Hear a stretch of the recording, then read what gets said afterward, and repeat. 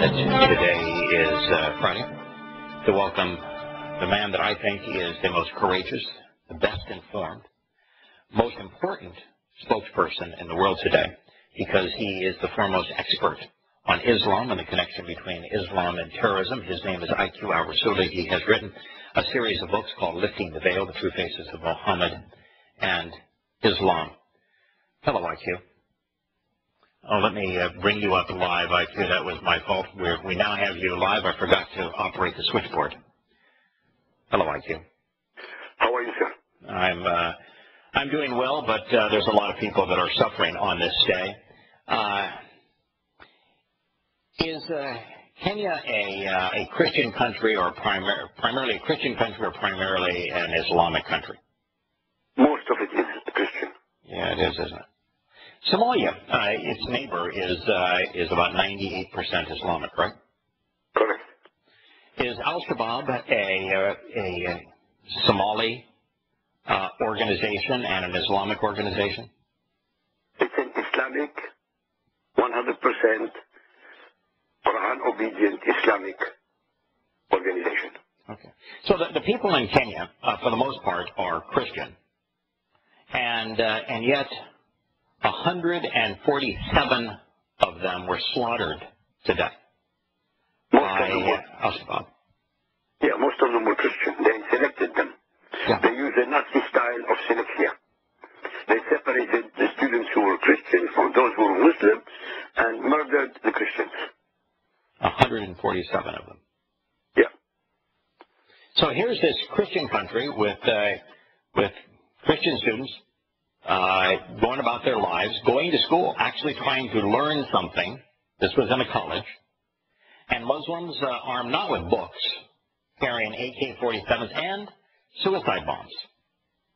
Walked into that school. The Muslims did that with the suicide packs, didn't they? Sorry, I nearly interrupted you, but Muslims don't carry books. Muslims do not read books. Muslims read only the Quran. And only the Quran. And that's not a book. Yeah. In fact, Boko Haram means books are forbidden, right? Yes.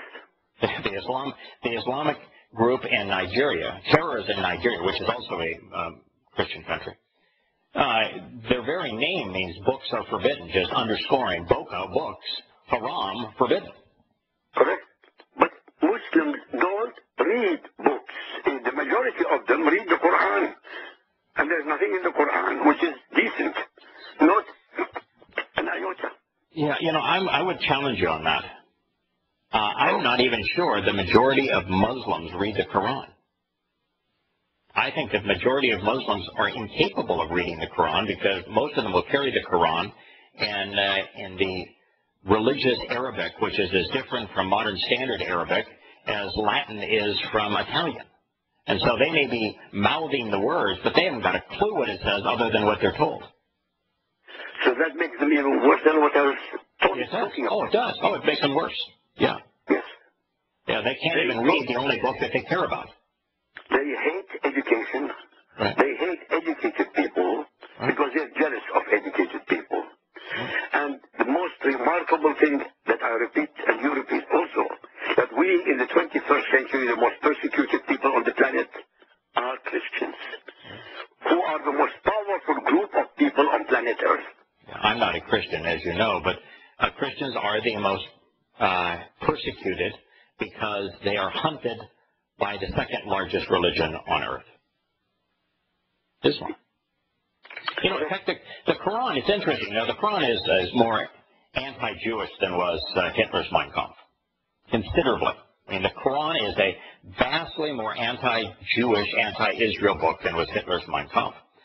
But in the Quran, starting with the 9th surah and then concluding with the 5th surah, which were the last two that Muhammad provided, the enemy of Islam changes from Jews to Christians. Most people are unaware of that. Can you tell our audience why Muhammad in the 9th surah and the 5th surah, the last two of the Quran chronologically, why Muhammad had to change the principal enemy of Islam from being Jews to being Christians? Because he exterminated the Jews of Arabia, and he was facing the Christians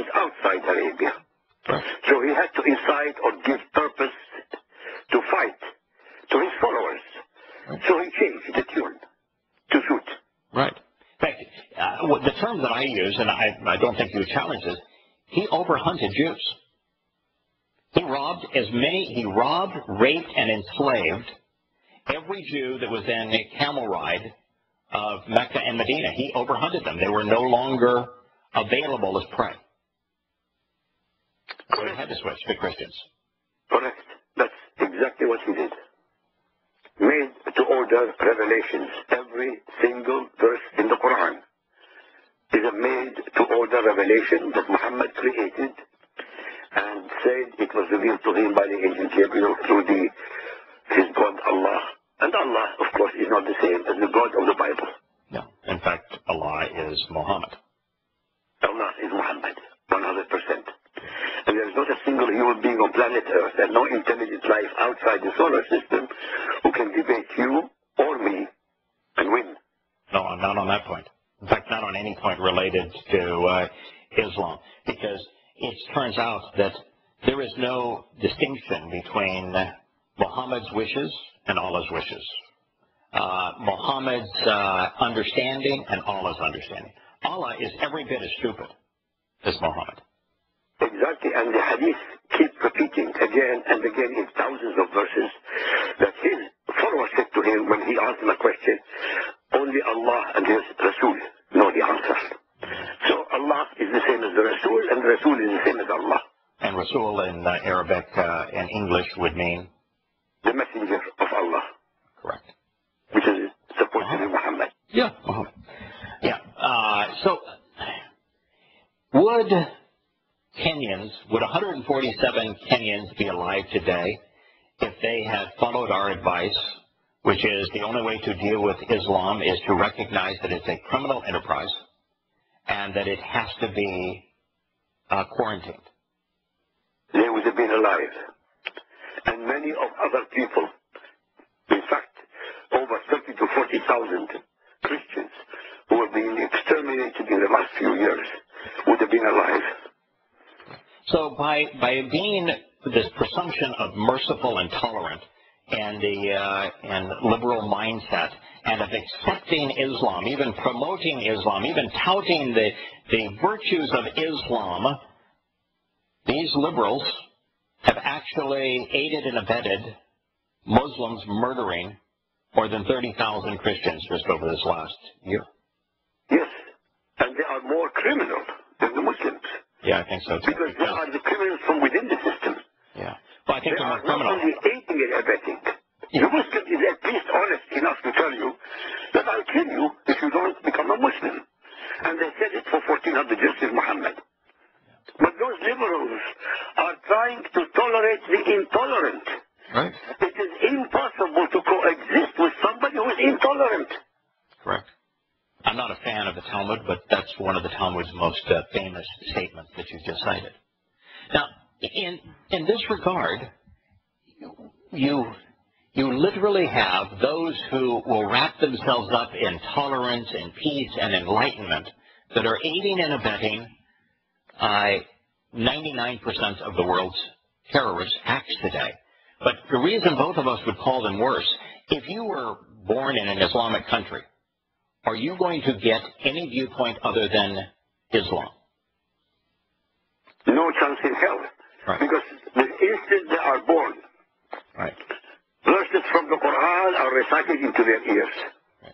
They grow up in a family which is Islamic. Right. In a state which is Islamic. They read books about Islam. They read the Quran. The media are completely and utterly Islamic. How is it possible for such a human being to be other than Islamic? Okay. So your point would be, and this is the point that I made in the preface of Prophet of Doom, that Muslims were the first victims of Islam. They're victims Absolutely. of the religion. Absolutely. But in the West, don't all of those idiots like the Abominator, who speak favorably about Islam and lie constantly about it and lift it up, don't they have access to the truth? Yes, but the Abominator, you have to give him an excuse. He is a Muslim. So he is using taqiyya to expand Islam into the land of the infidels, which is America. It is the other people who are not Muslim, our leaders in the West, our leaders in the CIA, the FBI, in the military, right, they're all completely and utterly out of touch with reality. In fact, I would say they're counterproductive. They're working against our interests by lying on behalf of Islam, and worse, by constantly trying to undermine Israel while supplying hundreds of billions of dollars of our most advanced weapons to Muslims. They're working against America's safety and security. Definitely. Look, the utter insanity of our leaders vis-à-vis Islam never stops. Take Obama and Iran, which we are going to discuss anyway. Israel is not the only one against his imbecile deal with Iran. So who is the most outspoken? Who is the most outspoken country in terms of this moronic deal, we'll put that in air quotes, with Iran? Saudi Arabia. You got it. Saudi Arabia. Saudi Arabia has said because of this... Saudi Arabia, Jordan, the Gulf states of Pakistan, all of them. And for the first time in 66 years, the Jews, the Arabs, and the Muslims are on the same side of history against Obama. Yeah, against Obama. Isn't that amazing? Yeah. Another question I would like to ask you, maybe you can tell me. Iran is producing ICBMs. Yes. Intercontinental ballistic missiles are not needed to hit Israel, which is near to Iran. Right. At whom will these ICBMs going to be directed? That's what I want to ask. Oh, the answer is easy. Europe. And secondarily, if they develop greater range, the range currently is they can hit London, which means they can hit all of Europe. But so at this point, the answer is all of Europe, and someday the United States. No question about it. Now, But against Israel. I want to ask you Don't seriously. create ICBMs to hit Israel. You don't need to. The rockets that they already have can reach Israel automatically. Do you know what physical purity uranium has to be enriched to run a nuclear power plant? To make atom bombs. You know, but do you know what the physical purity of uranium is that is used in a nuclear power plant? 4%. It's 4%. The uranium that the Iranians have is all above 20%. We'll speak about that and the Abominator's timeline. As you know, the Iranians and the press who touts their message say that they are only in the enrichment of uranium business for peaceful purposes to generate electricity. So just to defuse that concept, I would ask you, what nation on earth sits on the largest reserves of natural gas that isn't even sold, is burned off in the atmosphere because it's easier to transport their liquid petroleum? Iran. What is Iran? Yeah. What is the in Iraq, which is now Iran West?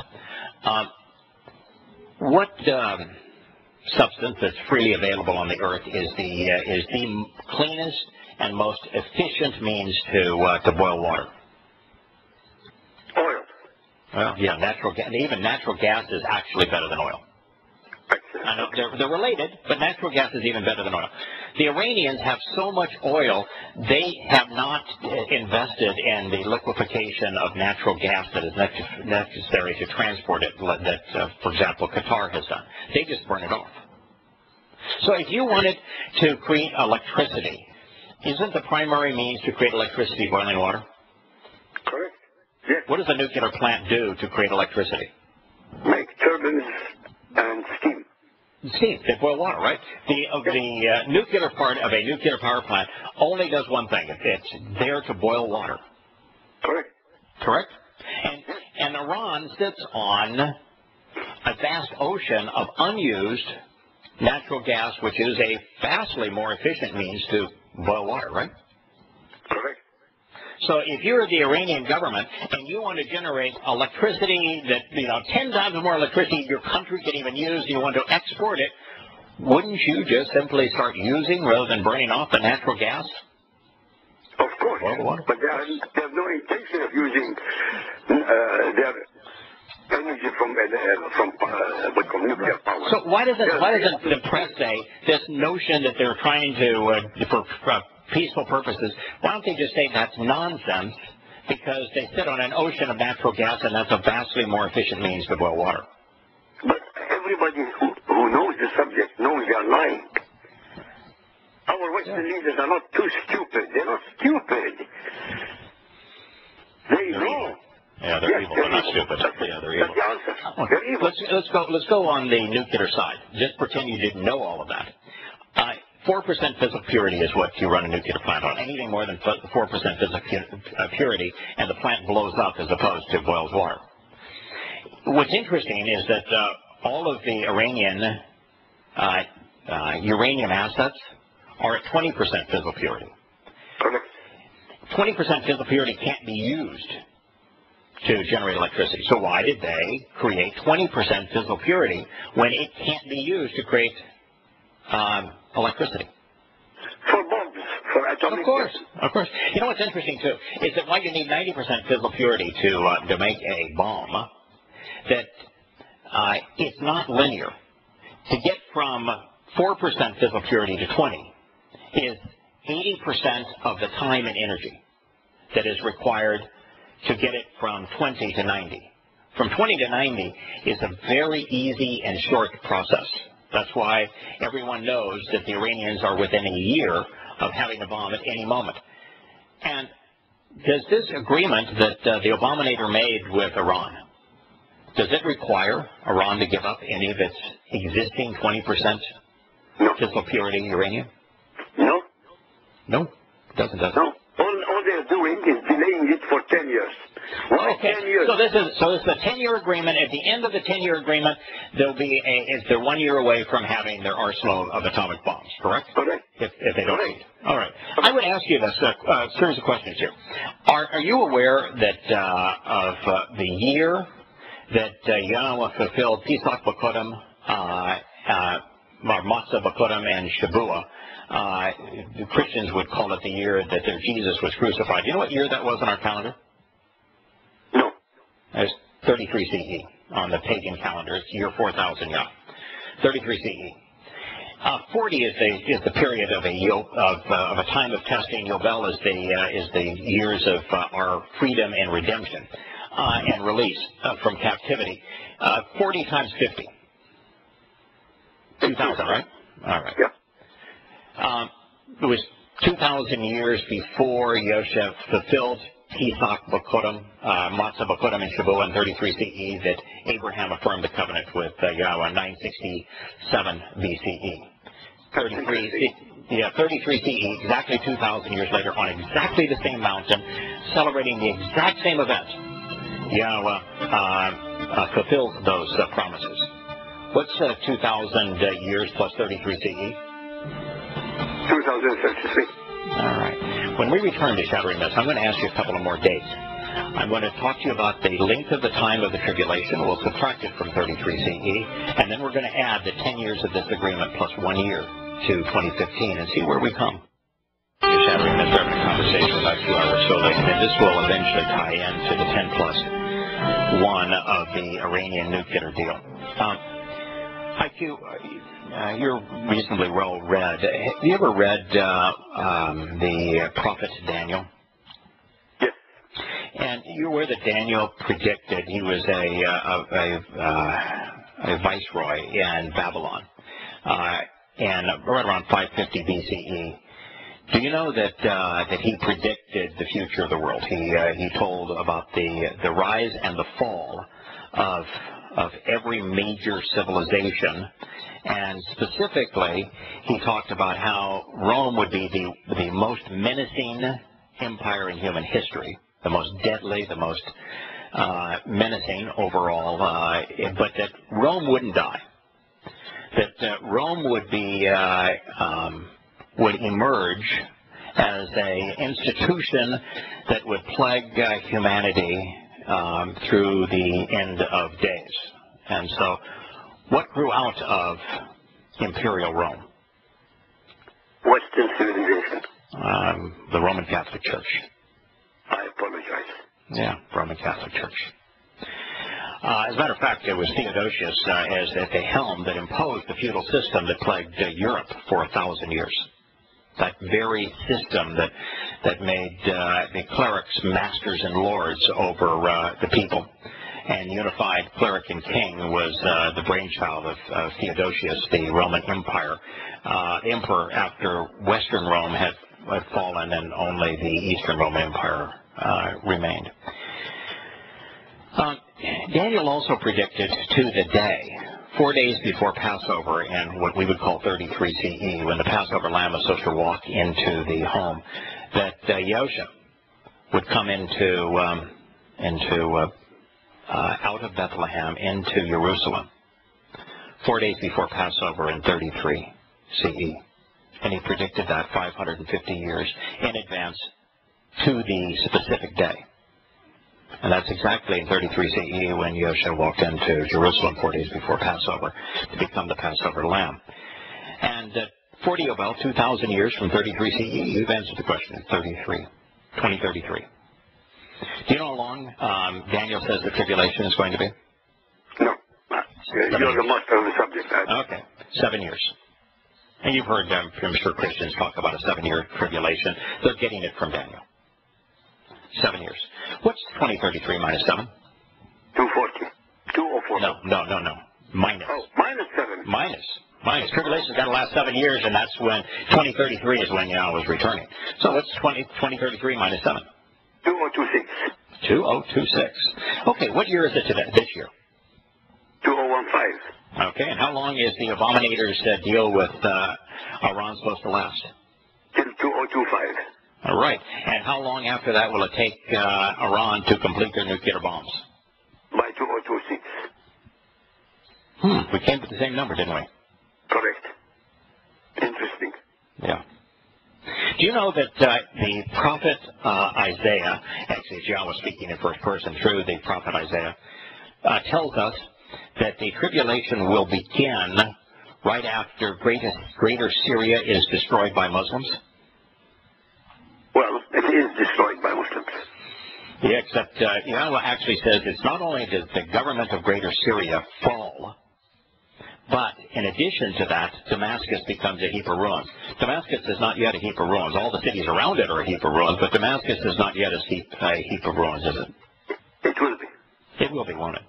But Yahowah specifically, this is Isaiah 17, tells us that the tribulation, the path to the tribulation begins with Muslims, those who submit in Yahowah's terminology, the same terminology that Muslims use, using terror tactics, will destroy greater Syria and ultimately render Damascus a heap of ruins. And after that happens, that Israel will be thinned at the waist. If the abominator and his ilk have their way, and Israel gives up the West Bank, do you know how wide Israel will be, where 70% of the population lives? Just within 7 to 9 miles from the destruction. Correct. That on either side. That's being thinned at the waist. That's precisely the terms that Yahowah used. And then he said, right after that occurs, Muslims will flood into Israel in such a torrent of just he uses the term flood over and over and over again. A tidal wave of Muslims will flood into Israel, and that begins the Magog War, which is World War III. Well, all of that looks like we're heading there. Yeah, boy, aren't we ever? Yeah, God doesn't miss a trick, and the date that begins is 2026, when you work backwards from the timeline that he gave us. Boy, it's pretty stunning. We're looking at future history in the making, aren't we? And it's inevitable at this point. Unbelievable. Yeah. It really is unbelievable. Yeah, it is. That is on the assumption that the Iranians will stick to the 10-year period. I am on the different assumption. I believe that they will follow Muhammad. Muhammad had the Hudna at Hudaybiyah for 10 years. Yeah. He destroyed the Kaaba and destroyed all his enemies in Mecca 2 years later. Yeah. So we might be wrong by a few years. Well, you know, I don't. Well, first of all, Yahowah won't be wrong, but is it possible and likely that the Iranians will cheat on that deal, and once they recover their $150 billion in frozen assets, will renege on the deal and secretly start building their bomb capability again? I would say the likelihood of that, I view, is probably 99%. Okay, but let's not say that God is wrong. Let's say our calculations, time-wise, are wrong. No, our time, neither are wrong. Okay. They're going to cheat. They're going to have an arc. Right. They're going to have their bombs in advance of this date. No, it's just they're just not going to use them in advance of the date. Okay. But they'll have them. But then having the bombs in advance of the date is actually worse than the scenario. And the reason it's worse is what has Saudi Arabia said they're going to do as a result of the abominators acquiescing to and legitimizing the Iranian nuclear process. They are going to have their own atomic bombs. There's no question they will get them. There's no doubt about it in my mind. Right. They said it outright. Yeah. So now you're going to have Sunni and Shia Muslims, the largest Sunni and the largest Shia Muslim nations, both with in terms of largest by militarily largest.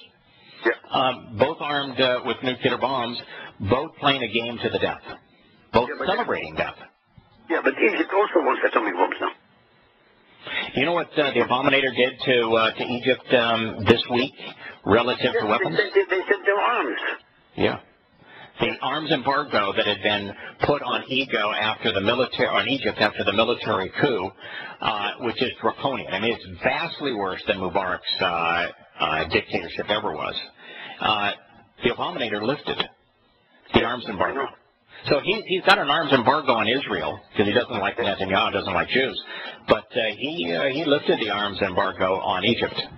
Yeah. He again retracted, or he had a red line which became pink and then became yellow. Yeah. You know, it's also interesting in what Yahowah says that was going to happen here. He actually says that Jordan is simply going to be abused on the way that Jordan won't be a participant in the destruction of Israel because Muslims themselves are going to trample Jordan to death. Remember, I told you that I thought that the next target of the Islamic State was going to be these mythical people known as the Palestinians, and they would go into their refugee camps. You know what the Islamic State did 3 days ago relative to... They went into one of the refugee camps. Right. And who did they war against in that refugee camp? Palestinians. Yeah, the PLO. Yes. Yeah, they fought the PLO to control these people that are misnamed Palestinians. You know why? They're going to arm them. And they're going to use them then to invade Jordan. Correct. And in Jordan, they're going to arm the mythical people known as Palestinians, which make up the majority of the population of Jordan, and they're going to arm them too. And what do you think they're going to arm them to do? I leave it to anybody's imagination if they have any. Yeah, what do Muslims do when they're armed to the teeth and they have the ability? They kill other people who are not Muslim. Right. And they kill all Muslims who aren't as Islamic as they are. Correct. You know, why are our guardian security people arresting Muslim men and women who want to join ISIS? Every time I hear or read an article by a so-called expert, I think I want to scream. Remember, sorry, go on. Yeah, I know. I just want to scream. There is nothing that shows our stupidity more than that. Aren't we? When a Muslim wants to, and we're doing it in every country in Europe, and every country, and the United States, and Canada are all doing the same thing. They are tracking Muslims who are desirous of leaving the European and North American continent to go fight in Syria with the Islamic State, and they're arresting them and imprisoning them. Why would you do that? There are some of them that they're not even imprisoning them. In Australia, they're not imprisoning them. In England, they're not imprisoning them. They're just stopping them from going? This is remarkable. Yeah. Those people who are so dedicated that they wanted to die, they are staying in Europe free to kill other people. So you have a suicide bomber in waiting.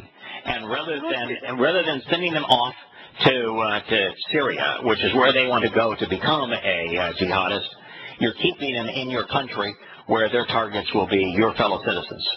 It's insane. It is insane. It is totally, utterly insane. And these are the people who are supposed to be our guardians. These are the people who are supposed to be defending us. Good God. Yeah, good God. Yeah, we are keeping them here, and you just want to scream. The only intelligent approach to Islam, which is a criminal enterprise, committed to death and destruction. And it's not only committed to death and destruction of non-Muslims, it's committed to the death and destruction of Muslims. Yes. Not only destruction of human beings, but the destruction of everything, all archaeological artifacts from the last 7,000 years of history. They're destroying it. They're destroying everything that humanity created in the last 7,000 years. And nobody is saying anything. Everybody is worried about the Palestinian rights and the Palestinian state. Everybody. Right. And it's just a matter of time before Hamas aligns itself with the Islamic State and the PLO is done in by the Islamic State. Yeah, it's a matter of weeks. Yeah, weeks. Even months. It's a matter of weeks. Yeah, it's in fact, is there any difference in philosophy and tactics of the Islamic State and Hamas? None whatsoever. Right. None. And I would ask you, the Islamic State, who provided the weapons for them? The West. America. Yeah, primarily America, but the West. America started in Libya's Gaddafi. Or some Right. Gaddafi's Libya after they killed him. Right. That's why 4 Americans were killed. They were smuggling weapons from Libya to ISIS and the others. Right. As a matter of fact, in Libya, the Islamic group that killed the 4 Americans was named Ansar Sharia. What does Ansar Sharia mean? Ansar Sharia. Ansar means the supporters of Sharia law. Right. Yeah, the supporters of Sharia law. And you know that Ansar Sharia was that they were close buds with the CIA there. They played basketball together. They played cards together because the CIA thought that they could use Ansar Sharia for intel and that they knew all of them. And so when they attacked the American embassy, the first cable that went out is we're being attacked by Ansar Sharia. Our CIA was played for fools. We were supplying them weapons for information, and they used the American weapons to kill Americans. But they have been doing it in every single Muslim country for the last 30 years, since the fall of the Soviet Union. So the very supplier of the weapons, which would have been the Obama administration, when those weapons are deployed by a fundamentalist Islamic organization, meaning supporters of Sharia law, to kill Americans, goes off and blames the murder on a trailer that was part of a Copt Christians film. How could you be more duplicitous? Nobody believes that. In the end, nobody believes the trailer. That was the reason. Well, of course, it's not true. It's not true. Everybody knows it's not true. Right. There were no demonstrations about the trailer. No, not in Libya. The CIA said it wasn't because of the trailer. In fact, the Prime Minister of Libya said it had nothing to do with the trailer. Right. And the reason that the Abominator told the world that it did at the United Nations, and the reason that Hillary Rotten Clinton did in all of her talking points to the media and in the days after, is that they want to fight a war against violent extremism, and they want to exonerate and uplift Islam. So they wanted to disassociate Islam from it, even though they knew that everything they were saying is a lie. Correct. And also Rice, whatever her name is, Rice. Yes, Susan Rice. Who is the United Nations. By the way, she's now in a higher position in the Obama administration than before. Yeah, both Rices, Condoleezza Rice and Susan Rice, are disgusting. Yeah, well. It was Condoleezza Rice that was part and parcel of our CIA implementing torture. And it's Susan Rice that runs the interference on behalf of Islam in the Obama administration. Correct. And they are all the most despicable people on the planet simply because as women, Islam, when they take over, those women will be destroyed first. Right. Oh, they're being played for fools by fools. And yet they pretend to be enlightened. Well, before we were interrupted, every time I hear or read an article by so-called expert, I remember a quote by a gentleman called Nicholas Murray Butler. He said, an expert is one who knows more and more about less and less. Yeah, I use the term scholar, and I say a scholar is somebody who knows a lot but understands nothing. Correct, also. Yes. Both sides are completely and utterly useless. I wouldn't question the fact that American military leaders, intelligence officers, FBI agents, the politicians, I would not question that they are stupid, that they are ignorant, that they don't know. It's just they don't understand anything. They lack understanding. And without understanding, it's very difficult to be moral or just or to even make a reasonable conclusion. Yeah, you said it years and years ago, and I said it repeatedly also. Unless you know who your enemy is, unless you understand the mentality of your enemy, the psychology of the enemy, the belief of the enemy, you cannot destroy him. Yeah. You know that in Washington now, at least there are about 4 or 5 talking heads of politicians who are saying that of the Abominator, and saying that his presentation of the Islamic world is so fictitious, so out of touch with reality, that all of his policies have become counterproductive. But can you imagine 4 or 5 out of 500 leaders in Congress? And yes. Both sides of the aisle is very little. Oh, right. It's abysmal, it's sickening, it's disgusting. It is. Yes. And even those who will say that he's out of touch with the reality that the cause of all of these wars, the death, the destruction, the kidnapping, the rapes, and terrorism throughout the Islamic world, and in Nigeria and Kenya, the intrusion of Islam into the Christian world. They all use the term radical Islam. Correct. Is there a radical Quran? There is no radical Quran. There is no militant Quran. There is no radical Muslim, no militant Muslim, no extremist Muslim, and no moderate Muslim.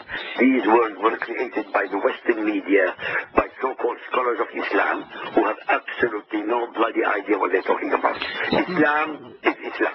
Correct. Now, I would ask you, is an outright lie, like Obama saying that the Islamic State is not Islamic, which everyone knows is laughably stupid, is an outright lie more dangerous, or a half-truth where others would say that everyone knows that the problem is radical Islam? Which one is more dangerous? The half-truth? I agree. Yes, the half-truth. Because the half-truth fools a much greater percentage of people, right? Correct. So the Abominator in his outright stupidity is not as dangerous as Bonner, for example, that says, the problem is radical Islam. We need to address that. I agree 100%. Yes, Yeah. he's not as dangerous.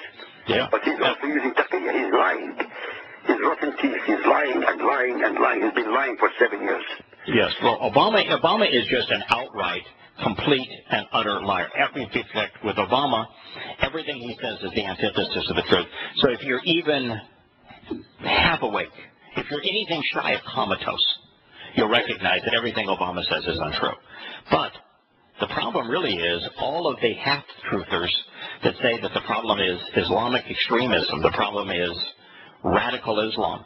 Because how many Muhammads were there? Only one. How many, when you deal with the hadith, is there conflicting hadith, a group of peaceful hadith, a group of violent hadith, or is all the hadith the same? All of them are violent. Right. All of them the same. Right. And is there a peaceful Quran and a violent Quran? No, only violent Quran. Right. Are there depictions of Allah doing anything but torturing people in hell? And I haven't read any. No. Because But you've read plenty where he's torturing people. Allah was never in heaven. He was always in hell. Right. And is there any passage in the Quran that says, what you really need to do is be peaceful and tolerant and accepting of other people and live and let live and free will is important, let people make their own choices? Is there any of that, even a hint of any part of any of that in the Quran? If somebody can find that verse, I'll pay them $200,000. Yeah, me too. Me too. But does the Quran, is it filled from beginning to end with orders for Muslims to fight jihad with all manners of weapons at their disposal, to lay in wait, to attack and to kill anyone who doesn't capitulate and abject humility to Islam? To ambush, yes. Yeah. The word, in fact, is to ambush, not even to wait, to ambush, always to ambush people who are suspecting, people who are civilians, people who are not military. That's why they attack civilians. That's why they kill children. That's what they do. That's what Hamas did against Israel. They were trying to destroy Israel with rocket and missiles, but Israeli technology was able to destroy all their weapons and missiles. But aren't we told that Muhammad was this great military leader, this great general defending his people? Surely Muhammad wouldn't have attacked civilians that were defenseless, would he? But Muhammad was never a military leader. Never. He was the head of a terrorist organization. That doesn't make him a military leader. Correct. He never went against any military organization Never to be once. a military leader. Right. No, he never once formed an army to go fight a battle against an opposing army. Never. So how is he a military leader? I want to know. Of the 75 raids that Muhammad led and inspired, 75 of 75 were armed attacks against civilians for a singular purpose, to enslave the children, rape the women, and rob and kill the men. Correct. Not a single one of them was against an organized enemy. Always civilians, always unsuspecting, always unarmed. Always.